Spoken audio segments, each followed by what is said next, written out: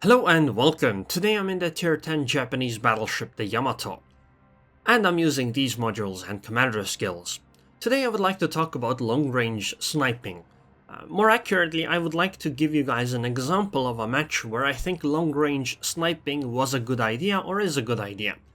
You see, when you look around in the World of Warships community and you talk about long-range sniping, often what you'll see is people complaining about battleships sitting back and doing the long-range sniping, where they end up not contributing enough in the games, etc. However, I think sometimes it's necessary to long-range snipe. For instance, if you are the only battleship on that side of the map, while the enemy team has like, let's say, 3 of them, then you need to do that. Or maybe you are fighting like 3 Atagos while you are an Amagi. You see, if you are at long range, the Amagis can't shoot you, but you can shoot them. So I think there are situations where you would like to be at long range as a battleship, and I think it's acceptable. However, often, health is a resource in the game, so you do want these battleships to be tanking. So the difficulty with playing long range as a battleship is that what you want is, you want a battleship that is able to decide when they should be at long range and when they should start going closer, to tank and to be more accurate and deal more damage and all that. And the decision to go closer is a very difficult one, because if you make it too early, what you often do is you YOLO in and you die. Like right now, the reason why I've been slowing down and shooting, etc. is because I am the only battleship here, and the enemy has Izumo, Yamato, Montana, Khabarovsk and the Chapayev there, and probably a Z-52 as well.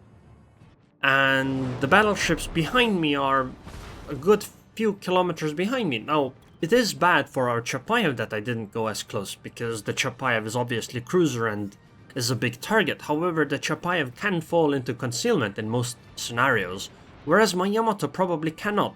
And because the two Izumos on my team and the Montana actually aren't coming with me, apparently, if I am going forward, I am gonna turn around now and start going in reverse, because, you see, while the health of a battleship is a resource, for tanking, you have to remember, though, the following thing.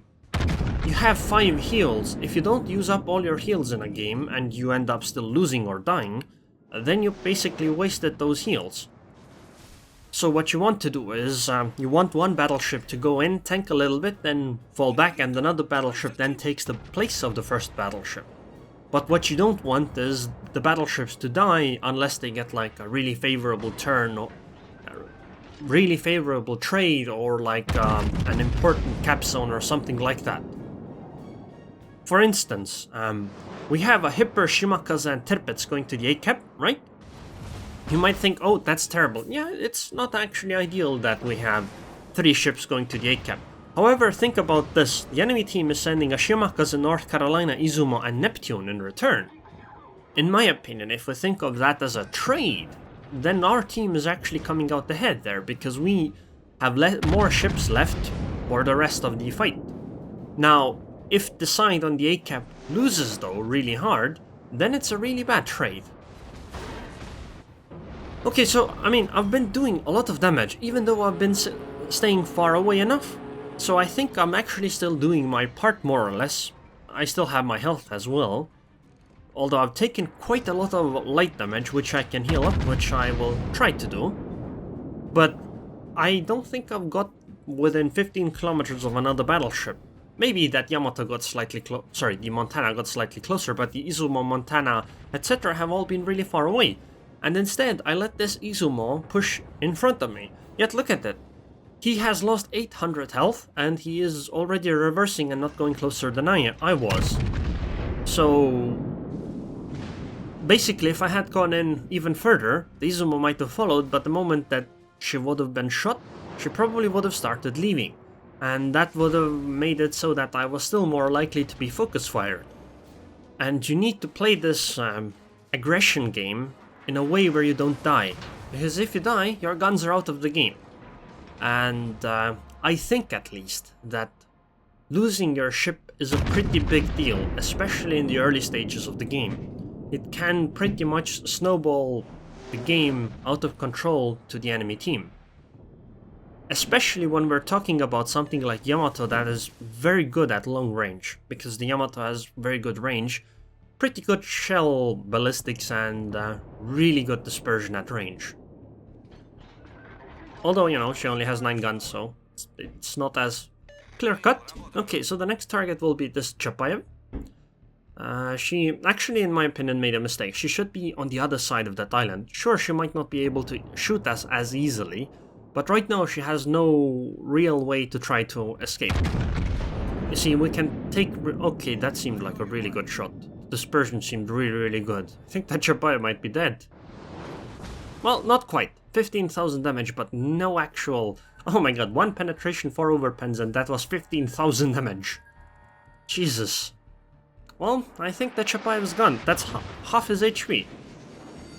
Sure, he needed to come closer to shoot, but I think it would have been a better decision for the team to win if the Chapayev had stayed further away and just didn't shoot anything for a while. Because right now he's, well, already dead, but he was being shot at by all these battleships since he was the closest ship. He should have just stayed at longer range.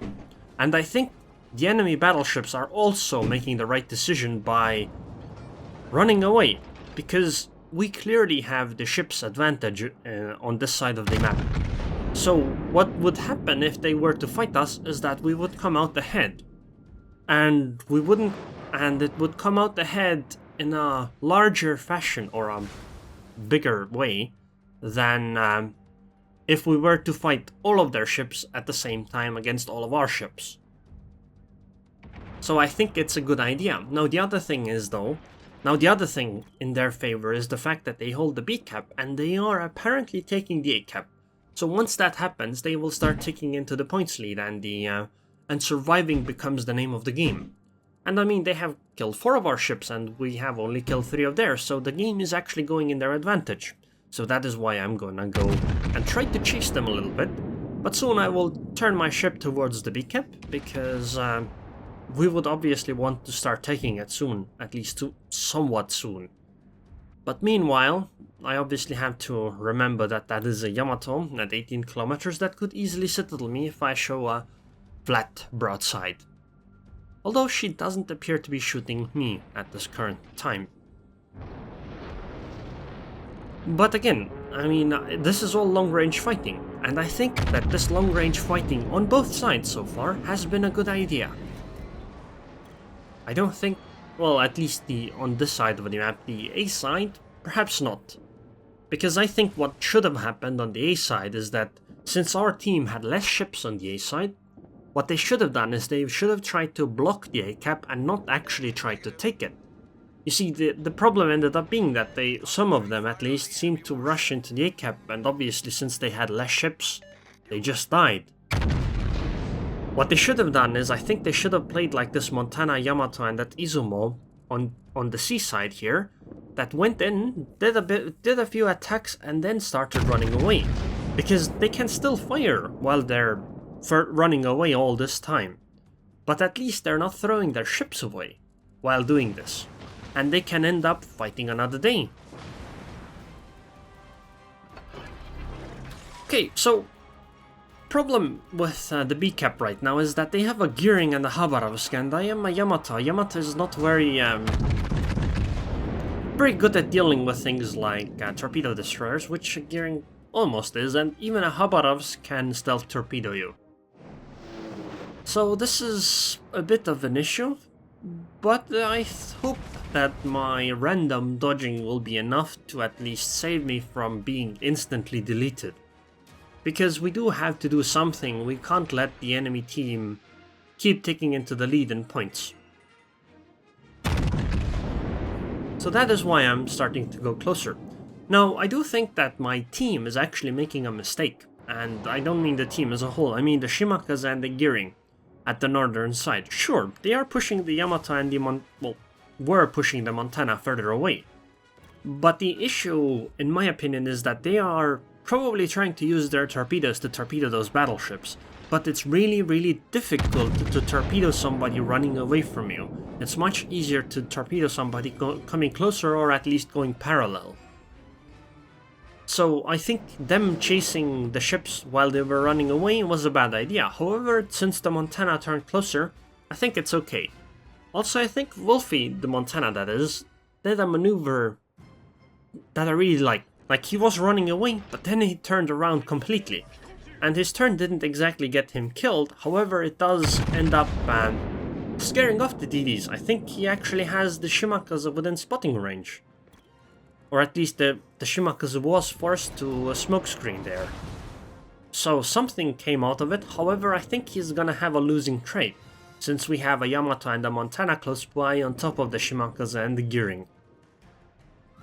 So I think his turn seems to be more like trying to defend the B-cap, but I don't think it's worth it at this stage. I don't think he is the right ship to do it. I think it would have been a good idea if the Yamato near or in that direction would have done the same thing. However, the Yamato obviously wanted no part of it, so unfortunately Wolfie died pretty much alone for perhaps some damage on the ships that were chasing her, but unfortunately I don't think overall it was much worth it. So the reason why I shot the Yamato even though she was so far away was that my guns were turned in that direction. And you know, Yamato's guns take a really long time to actually turn. And actually these shells look pretty good. Come on. Okay, that's some BS. Like, those looked so much... They literally fell through the ship. Okay, so I expect there to be a DD ahead in the B-cap. And essentially my move right now was to try to dodge these torpedoes. Which I guess I did. I mean, I only took one of them and it did 7,000 damage. I'm gonna take another one here though. Okay, it caused the flooding, so I damage on it, and then I healed. But now we are actually in the B-cap, and our gearing is also there, which means we should spot this gearing in a moment, and she doesn't have any torpedoes, so... Hello there, gearing, and I think this is goodbye. Oh, well, that was wasted. I was hoping I could just delete the gearing, but unfortunately that was not the case. Now the Kagera might also have torpedoes, so I have to keep that in mind. She might have just dropped them. So I do need to turn, and that is why I actually launched the plane. Oh, okay, the Kagera's torpedoes are in the gearing. That's actually really, really good for me, because I don't think I would have much opportunity to try to dodge them. And I don't have Damekon for a while, so that could have been some flooding damage. The shot on the Izuma was 3 penetrations, no citadel, while she was sitting still with full broadside. That's unfortunate, but I guess it sometimes happens. However, I think she made a huge mistake by starting the reverse there. I think what Izuma should have done is she should have gone full speed ahead at that moment. You know, to try to hide behind an island. But instead, what she did is, well, it's going to cost her ship. Because I don't see her being able to get out of this alive anymore. The next salvo by me is definitely going to sink her. However, this game is actually fairly close.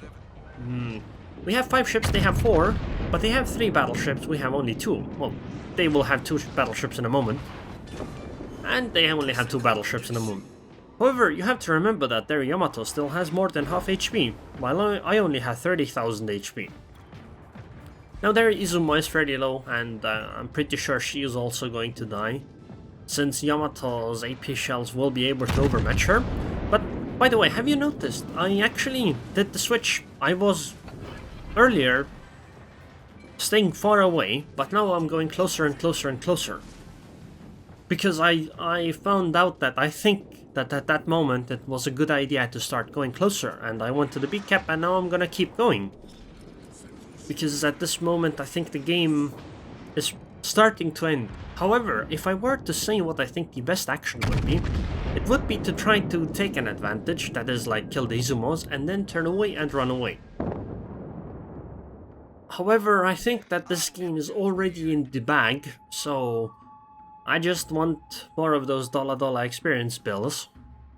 Now, we don't know where the enemy Shimakaze is, and one thing I'm afraid of is that the Shimakaze is to the left of my ship, somewhere where that Izuma was that just died. If that is the case, then she might torpedo me randomly, and that might end up going really, really badly. However, I don't want to turn that way because there is a Yamato in front of me and I can't see her because the Shimaka's smokescreen. Oh, and those are the torpedoes I was afraid of. So I'm gonna turn and slow down, but this will actually put me in danger of being shot by the Yamato that's in front of me. Okay, yeah, I'm gonna take quite a few torpedoes and I am within the secondary range of the Yamato. However, she hasn't fired her guns for a while and I don't quite know why. This is a bit incomprehensible for me. Well, I mean, the Yamato killed the Shimakaze, but I suppose if the Yamato wanted to save the shot on the Shimakaze, then it made sense that he didn't shoot me. And I suppose the Shimakaze is actually the more important target. However, at this moment, she should have already been able to shoot me again though, but for some reason he hasn't.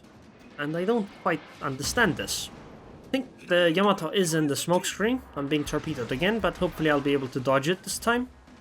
Excellent, I think I am. I think those torpedoes were actually aimed at the Izumo. I think the Shimakaze expected the first torpedoes to be able to kill me or something. Okay, the Yamato is definitely inside the smokescreen right here. So I want to get the shot off, but I don't understand why he hasn't shot her guns. Oh my god, full broadside, goodbye Yamato. And there it is. Well, he traded me in return, but he still got 3 citadel hits. Don't quite understand what the Yamato was doing, because we were actually in a scenario where we could have lost the game, at least somewhat. You see, the Yamato could have killed our Izumo and then could have killed me, and it would have been a Yamato plus a Shimakaze against a Gearing plus a Shimakaze. And that might have not gone in our favor as much. Anyways, there's the game. And I hope you guys enjoyed this example that I think was at least a good one for a game where you might want to sit back and long-range snipe for a while. 216,000 damage, 6 citadels, 3 ships destroyed. The only medal was a high caliber, but 2,666 base experience, a very nice result. But our DDs played well, and I think they deserve a bit of credit there. Especially the Shimakaze and the Gearing. Also, the enemy Gearing played well.